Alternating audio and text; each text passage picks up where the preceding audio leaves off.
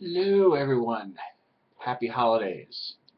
And it is indeed a happy holiday uh, because Knights of Badassdom was finally released on Netflix streaming after several years of being kicked around in releasement hell. Now anyone can just go ahead and stream it on Netflix. Now, I have quite a history with this movie. I saw a trailer for it online at some crazy party at some guy's house, probably mine, and me and the rest of the crew were playing D&D, but we don't LARP because we're not nerds. We were like, that movie is going to be the movie that has cult hit written in between every sentence of its dialogue. And I just couldn't wait to see it, you know. But it kind of missed its release date, and had it missed its release date again, and didn't quite come out on DVD for me to purchase, which was not a good sign.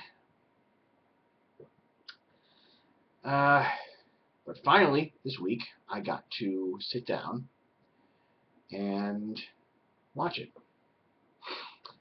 Now, this movie is, of course, famous for being a movie that pokes fun at LARPing, and it does so with love, but also it's a movie that had Peter Dinklage in it before he was Peter Dinklage. I'm pretty sure he did this film before Game of Thrones blew up. I'm pretty sure he was done shooting before he even got his role in X-Men Days of Future Past. I'm pretty sure this is the main reason why people are interested at all in the movie, and also maybe the reason why it got held up. But suffice to say, I watched it, and I loved it. I thought it was great. It, I really thought it was going to be a straight up horror movie with, I thought the whole LARP joke thing was just something for the trailer. But no, that's 95% of the movie. And it's generally funny. I don't think it's so cryptic that you have to be a LARPer to get all the jokes. There's a couple things in there that you probably will have had to been to a LARP or been on YouTube to understand. But most of it is just snappy comebacks and puns and just silly stuff. Well, where to begin? So this one guy, whose name I forget, is not a D&D nerd. He's a metal nerd. And his girlfriend just dumped him. His girlfriend since prom, back in high school at least. He's in his mid-20s, and he hangs out with his friend, who is rich and lives in a castle, who's also in his mid-20s. And given this is from around 2010, so even then this would be a little bit dated, but I'm assuming he's supposed to be some sort of tech bubble millionaire, like he invented a website or something. It literally never goes into it. It just says he's in early 20s, nerd, and just spontaneously became rich one day. So I like to think he played his D&D stats in Mega Millions and won that way. So needless to say, he has more free time than is healthy for a nerd to have. So he spends it doing really elaborate LARP setups. and he has a collection of real weapons and real ancient books, you know, which you all got from the internet, you know, stuff from like the Ninth Gate kind of stuff. Yeah. One of those books turns out to be real. It is a book that was written by John Dietz or something, and is indestructible, and was written to summon angels, but in a sad act of cruel fate, it summons only demons, and that's all it can do, pretty much. So the crew, they get together, they summon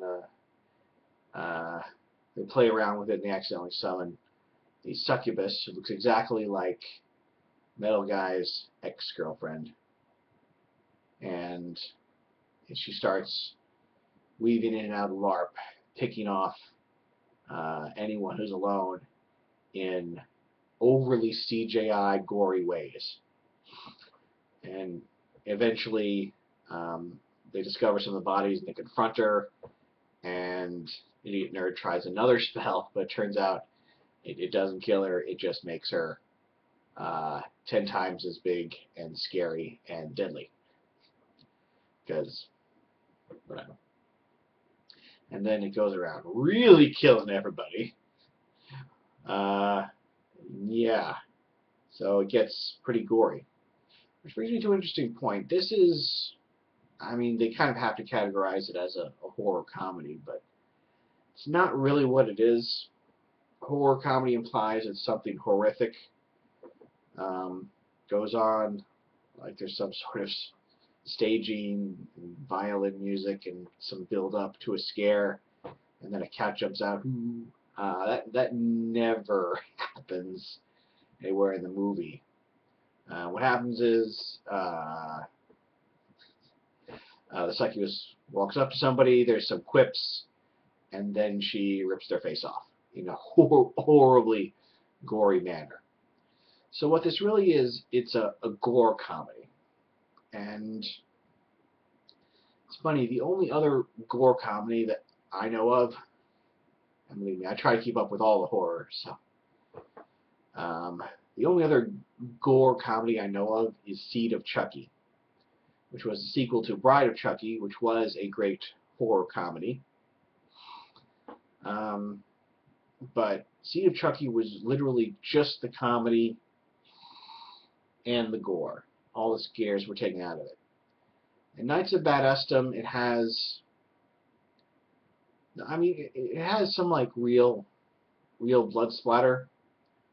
I mean, they do a lot of cheesy CG in it, you know. It's like if Xena Warrior Princess was done today, that's the kind of CG they were using. So it's not the greatest thing ever, but because it's a gore comedy, I think it works. It's just disappointing that, I mean, it couldn't have been more well received. I think that there really just isn't the market for gore comedies, you know? And you're probably asking what happened to Peter Dinklage in the movie. Well, I'm not going to tell you, because if I tell you, then you won't have any reason to watch the movie at all. But let's say it's pretty good. Yeah. So I'd give it a 10 out of 10. You know. Unfortunately, it only has a 55% approval rating on Rotten Tomatoes, and the viewer opinion of it is even lower. So that was very disappointing for me. I had a lot of fun with it. You know, was it worth the 4 years and then some wait? No. But definitely liking it, and I definitely wish that more people would see it and at least give it a chance. So I'm uploading this video, and hopefully everyone now knows you can just go on to Netflix and just give it a look. You know, it's not that long, it's not that big of an investment, and it's got some cool classic monster effects and Peter Dinklage. So just No. Please give it a shot. That's my rating for this movie.